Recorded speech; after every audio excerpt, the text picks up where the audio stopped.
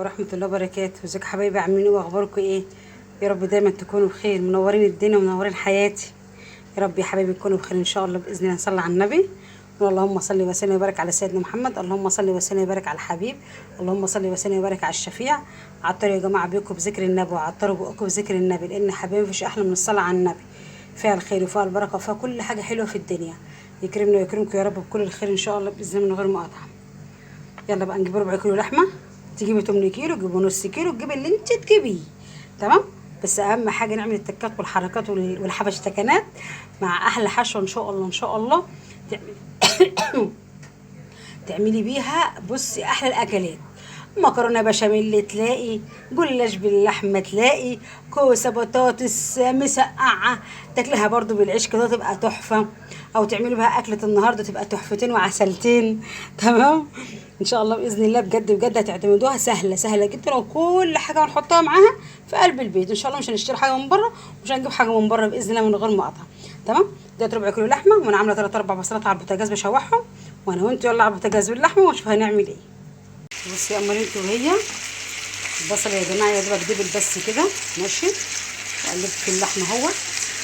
ما تحطيش ملح دلوقتي خالص. بصي بقى، عايزه بصل كتير براحتك، عايزه بصل قليل براحتك، بس بصراحه ما تكتري البصل. يشرب من طعم اللحمه ومن طعم الحاجات اللي احنا هنحطها دي. بجد يبقى طعمه حلو قوي قوي قوي. تاكل كده في البصل ومسكر في منتهى الجمال. لو انت حابه اعلي بس النشار، لو انت حابه تحطي مكعب مرقه حطي، مش عايزه خالص. والتوابل بقى اللي تحبيها، لان في ناس كتير يا جماعه ما بتحبش طعم التوابل، او بتقولك بتغير الاكل، بتغير طعم الاكل. انا اعرف ناس هم حبه الملح والفلفل الاسمر وخلاص على كده في اي اكل.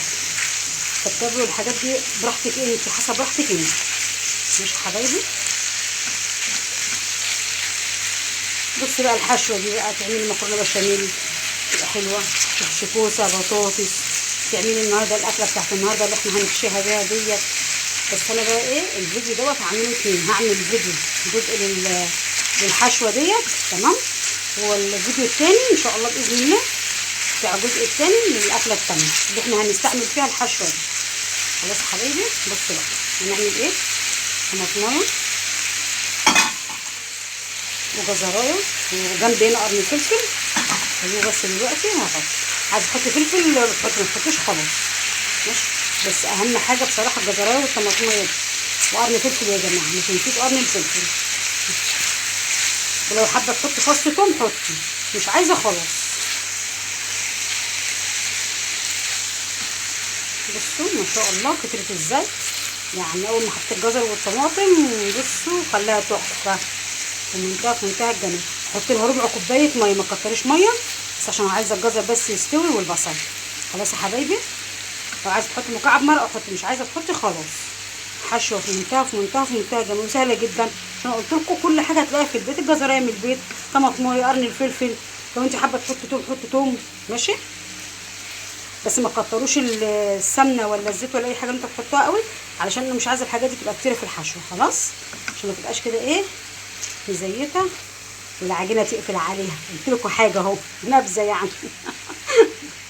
ماشي يا حبايبي. هحط ربع كوبايه ميه وتستوي، وهرجع لكم بقى تاني ان شاء الله باذن الله من غير مقاطعه، واقول لكم هنعمل ايه. بصي يا قمر انت وهي ادينا خلصنا الحشوه الجباره تحفه في منتهى الجمال. بصوا دوت ربع كيلو لحمه يا جماعه، عملنا حشوه جميله. بصوا مفيش سمنه كتير ولا زيت كتير ولا اي حاجه. ظبطت لكم الاضاءه شويه اهي. شايفين اللحمه المفرومه بسم الله ما شاء الله، وطعمها تحفه. الجزر بقى والفلفل والملح والشطه والكمون والفلفل الاسمر بصوا مخليها روعه. والطماطم بصوا بجد بجد تنفع لكل حاجه، للمكرونه البشاميل، للجلاش، للكوسه ام لحمه، للبطاطس. تاكلها بالعيش كده، تقلي طبق بطاطس تمام، وقرنين فلفل حلوين كده حامين، وحبه عيش بلدي بقى، وتتغدوا ونعمه وفضل وزي العسل. ولو كمان جنبها مكرونه محمره بتبقى تحفه. يعني ممكن من ربع كيلو اللحمه المفرومه ده نعمل يعني بصي تعملي منها 1000 اكله واكله زي ما بيقولوا. يعني مثلا لحمه مفرومه جنبها مكرونه تسمع ليه كده اكله.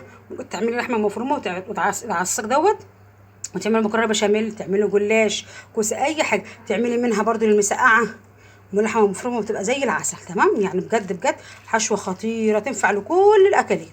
خلاص يا حبايبي اسيبكم في رعايه ربنا، ويلا على الفيديو التاني عشان نعرف الحشوه ديت احنا عاملينها ليه وهنعمل بها اكل ايه. بصوا جميله تحفه عسل في منتهى الجمال. يلا سلام.